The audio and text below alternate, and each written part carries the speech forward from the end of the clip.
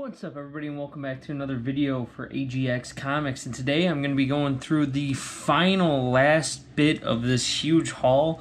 I will be actually going out doing some more hunting very soon, so keep posted. Please like and subscribe on the channel for more, definitely all kinds of comic book content, but mainly these types of videos. I like to try to do one of these per week, averagely, you know, like depending on how it's going. But basically, all these books were kind of part of either three things. So it was either a huge 40% off sale, secondhand stores, and actually one of them was a thrift shop as well. And speaking of thrift shop, this is where I picked up this one right here. It would pick this one up. There's some bad spine ticks on this one. However, I actually remember having this book, not like, you know, when it first came out. But for 50 cents, I couldn't help myself. I picked it up anyway. Of course, it's Harley Quinn, Gang of Harley's #1. This was a 6-part miniseries, if I'm not mistaken. Next up, we actually got a very nice book, if I might add. It is World's Finest. You know how I always like to go and, since my first haul videos, collect the World's Finest, because I just think some of them are just the coolest covers. And I mean, this one actually has a little bit of value, and it's actually in really nice condition. Yeah, of course, we got this kind of like streak down the middle. I don't even know. It's not pen or anything. It's just like a crease. Anyway, 12-cent World's Finest. This is number 137. No actual like key significance that I know of. However, though, I mean, we got a Lex Luthor, Superman, Batman, Robin cover that looks just super cool. And it's a cool cover, and for that black background too to be really nice. I mean, like, look at the corners. Like, look at the corners on this book. Freaking amazing. Like, this is why I love this hobby so much. Like, God, like, finding a book like this, especially for, I believe I paid, I think what it would come out to, like, $5. And I think this was totally worth it. Like, totally worth it. I don't know. Let me know what you guys think. I just see, like, old school stuff like this, and I get, like, so hyped up. And there's also another really, what I think is a really good book, at least, in here, but I think it's more towards the end of the pile. But this one was one of them that I came across that I was like, how could I say no to? World's Finest, you know, I'm always picking it up, and this one was definitely a no-brainer, especially for the value, or for the price. Then I did find a key, of course, dollar bin keys. New 52, Justice League number 24. And this one is I want to say it's the Origin of the Ultraman. Again, new 52 keys. They're definitely out there, and you can definitely find them. Picked it up for $1, and I was like, you know what? Why not? Cover looked pretty interesting, so I was like, all right, I'm in. I'm interested. I did not read the Justice League New 52 stuff, so I am not familiar with the story as of yet, but I've been bits and pieces. I'm starting to be able to kind of put it together. Next up was just a random one I found in dollar bin. Green Lantern Corps Quarterly. This is a big issue, meaning big as in terms of pages. You could just like grab it and you're like, damn, this is a thick issue. However, I guess in this first issue, we got Alan Scott. I was just like, oh, you know, Green Lantern. Had to pick it up. Again, I something about those Green Lantern trade dresses that are so cool. And I know Alan Scott's kind of got a series going on currently, if I'm not mistaken. It's just in current comics, right? He's had in this retelling of the Golden Age stuff. So I thought it was cool to pick up a book featuring him that I seen out in the wild. This one is actually really, interesting to me because I love it so much. And it is Green Arrow #1 by Kevin Smith. This book, this is my 3rd copy of this book, and this one by far is the most minty copy I could find. Like, this thing is damn near crisp. This is the best copy I have. No visible spine ticks, beautiful corners, just beautiful, like it's crazy. Like, I look at the other ones that are not even that bad, and I look at this one, and I'm like, holy hell, this one is like just beautiful. You know what I mean? Like, this is a beautiful copy. And this is one of my more favorite books. My favorite. I'm gonna go out on a limb here and say it's probably my favorite Green Arrow arc that I've read completely, like, so far.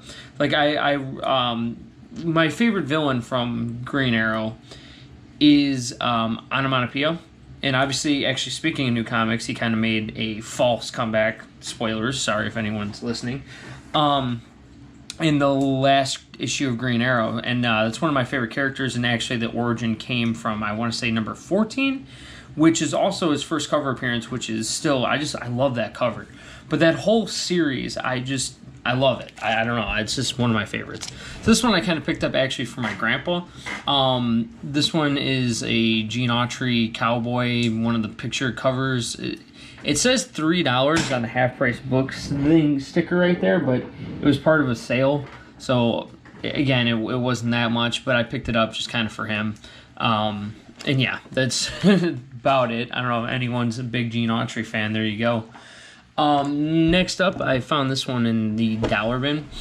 Batman Detective Comics. As far as this one goes, yeah, there's no key significance to it. The only thing that I really liked is I liked that Day of the Dead kind of look. Don't know where the story's from at all, but basically I seen this and I was like, I love this cover. Like, I think in my last haul video, I found something that was a little bit similar that I was like, damn, I like these covers. I don't know, it's that Day of the Dead, De Los Muertos kind of like vibe to it that is just so cool that I like. I don't know. I think it was really cool. Again, Batman, cool covers for $1. I'm not going to say no. It's one of my favorite superheroes. Why not? Let me know, is there any kind of specific, in the comments, let me know if there's a specific type of art style that you guys like to collect on covers. And I'm not talking about, I mean, you could say, like, you know, your favorite like covers that honor another cover. I forgot, why can't I think of the name of it? But I'm saying more or less, like, is there a certain type of art style that you favor more than another when it comes to cover art? Like, I know, like, a lot of people are loving those, what are those, the germ art, or I can't think of the name of it. Sorry, I've been sick for the past few days, so my voice is kind of going on me here, so that's why I'm kind of trying to talk fast before I lose it. It's been kind of a struggle recently, but with, I don't know, for some reason with the Batman covers, I've been liking it, and I don't know, it's weird, but let me know if you guys have any, like, weird kind of, like, specific collection things like that, because this comics had no key significance. I've never read it, but it's just one that I was like, damn, I really like that art style, so I had to grab it. Next up is another one that, not a key issue. However, this is G.I. Joe, number 79. I'm trying to go through and I'm trying to collect all of the G.I. Joe runs and all of the Transformer runs. So this is kind of, you know, just an oddball one. Again, dollar bin. But this one was actually, again, a lot of the G.I. Joe ones I see horrific spine ticks on. And yes, there is a ton on there, but it is not actually bad. I've gotten ripped up copies. And I know longtime subscribers will tell you how big of a fan I am of Transformers and G.I. Joe. So there's a reason why I'm into these types of comics, and I seek to collect the Transformer comics, the G.I. Joe comics, stuff like that, because I feel like, I don't know, once, like, I get one every once in a while. I'll stumble upon one in the wild, and then all of a sudden it's like, boom, you know, I'll hit a nice skew of them. But again, not really a key issue, but still an issue nonetheless, and one that I don't have to pad out the collection. So, speaking of family issues, Jurassic Park: The Lost World, number 1.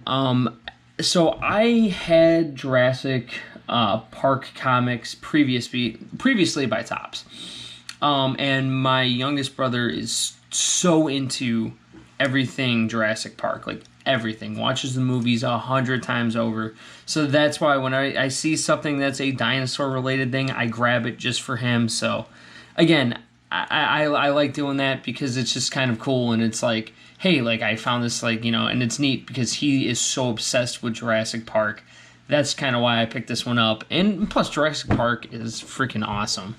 The Lost World, though, my opinion, not my favorite thing, but whatever. Swamp Thing, New 52, #1. Again, Scott Snyder. Speaking of which, weird segue into this. My last video that I posted talking about the new DC Ultimate Universe, whatever it's called yet, we still don't know, and I will be doing update videos once I find more information out or comes out about it. I accidentally didn't say Scott Snyder and I said Zack Snyder. Two different people, same DC kind of properties, but I'm not.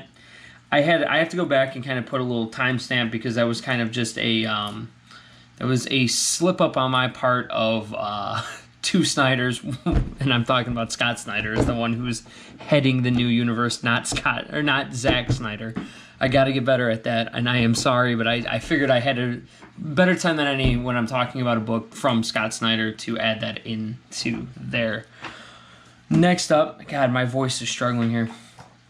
We have, I believe these are like the lenticular covers, if I'm not mistaken, and we have an Old Man Logan cover, but it just looks so cool. I don't know. I'm a fan of these.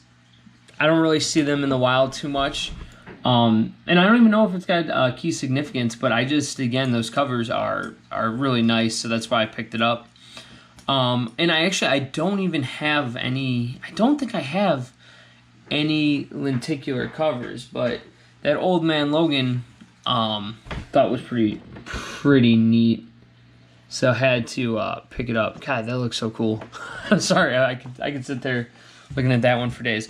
So the next one is actually got I'm surprised for a lot of reasons. One, the price I got it for.